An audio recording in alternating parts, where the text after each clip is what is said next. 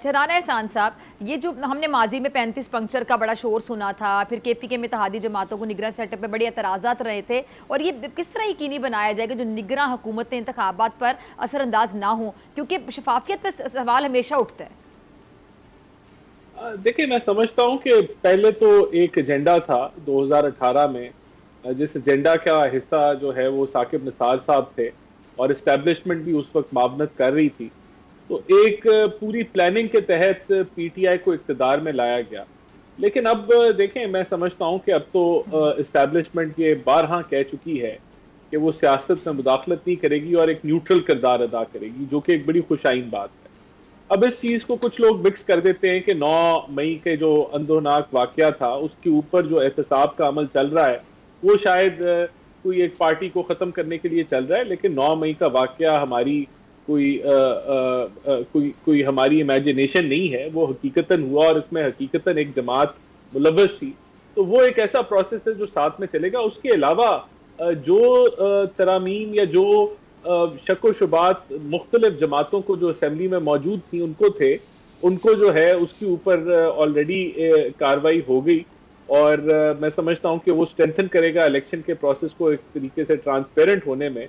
अब बाकी अगर इस्टेब्लिशमेंट मुदाखलत नहीं करती, जिसकी उम्मीद भी है और जिसका इंडिया इस्टेब्लिशमेंट खुद भी दे चुकी है, तो मैं समझता हूँ इलेक्शन का जो प्रोसेस है वो डेफिनेटली फ्री एंड फेयर और ट्रांसपेरेंट होगा। और अगर आप जो ज़िमनी इलेक्शंस को देखें तो उसके अंदर हुकूमत वक्त जो पीडीएम की हुकूमत उस वक्त थी पिछली हुकूमत में, उसकी ख्वाहिशात के बरक्स ही आया, तो वो भी ट्रांसपेरेंट इलेक्शंस फ्री फेयर ही होते रहे।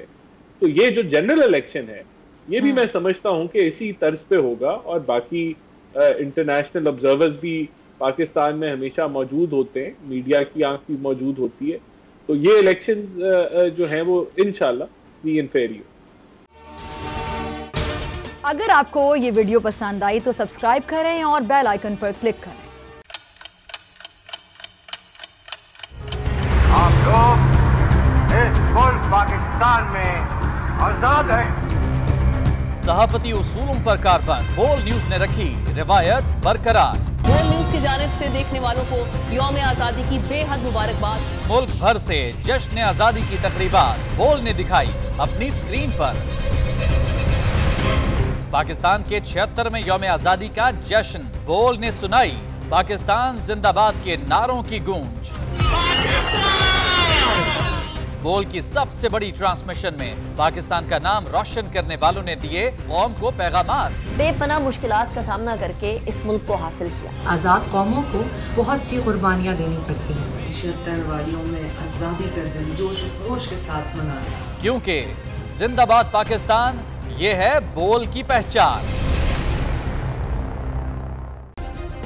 सब्सक्राइब करें और बेल दबाएं ताकि कोई खबर रह न जाए।